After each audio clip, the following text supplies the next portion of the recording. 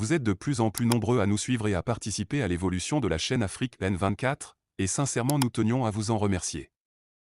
Nous lisons tous vos commentaires qui enrichissent le débat et vraiment nous vous demandons de nous soutenir, en aimant les vidéos pour une large diffusion, et pour continuer à avoir une ligne éditoriale indépendante, et vous proposer de nouvelles émissions toujours de plus en plus enrichissantes. Ne restons pas passifs, soyons actifs. Merci et à bientôt. Togo. Report des élections législatives et régionales pour des raisons sécuritaires. La DMP réclame un compromis politique consensuel.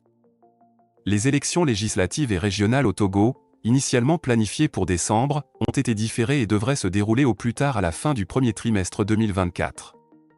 Le gouvernement a justifié ce report en évoquant des contraintes sécuritaires dans certaines zones du pays. Le président a chargé le gouvernement de prendre toutes les mesures nécessaires pour organiser ces élections d'ici la fin du premier trimestre 2024, tenant compte des défis persistants en matière de sécurité pour assurer la sûreté des candidats, des électeurs et des citoyens sur tout le territoire, selon les propos de Yawa Kwigan, porte-parole du gouvernement. Cependant, l'opposition a rejeté ces motifs.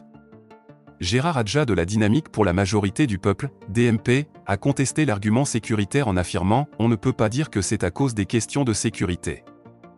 Nous ne pouvons pas accepter cet argument car même si la préfecture de Kpenjal, dans le nord, est confrontée au terrorisme, s'il a été possible de recenser des électeurs dans cette région, des élections auraient pu avoir lieu sans problème. » Par ailleurs, Gérard Adja a exprimé son mécontentement quant à l'expiration du mandat de la Commission électorale nationale indépendante, CENI, sans qu'aucune démarche n'ait été entreprise pour son renouvellement.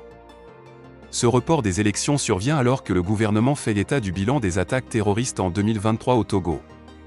En effet, en 2023, le pays a enregistré 31 morts, 29 blessés et 3 disparus lors d'incidents qualifiés de terroristes par les autorités togolaises.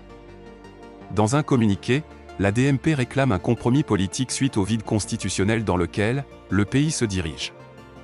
Écoutons la teneur du communiqué. Communiqué de presse de la Dynamique pour la majorité du peuple, DMP.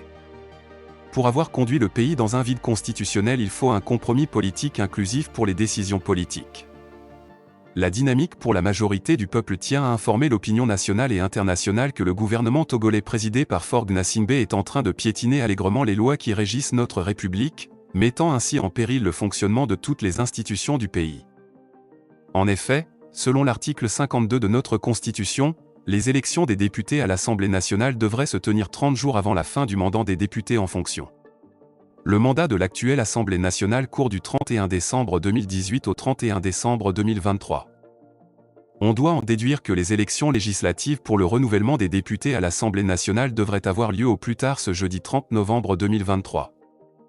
Selon l'annonce faite par le gouvernement à la suite de son Conseil des ministres du samedi 25 novembre dernier, la période de la fin du premier trimestre 2024 serait projetée pour élire les nouveaux députés.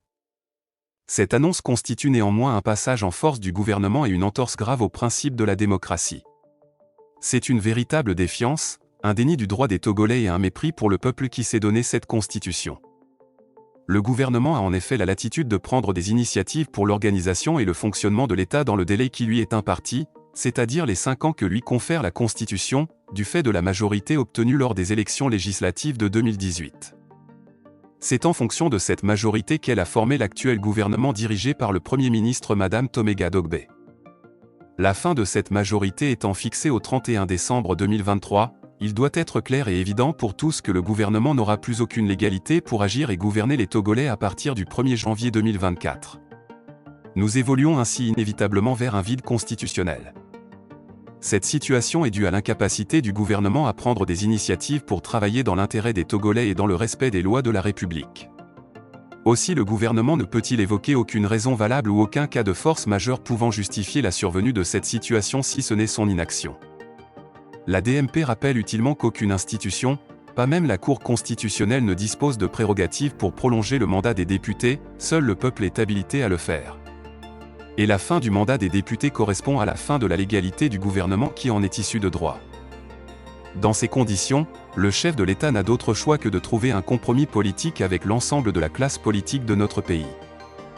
Pour ce faire, la DMP exprime toute sa préoccupation quant à la sérénité et l'avenir de notre pays et indique la voie ci-après aux Togolais en général et au chef de l'État en particulier. 1.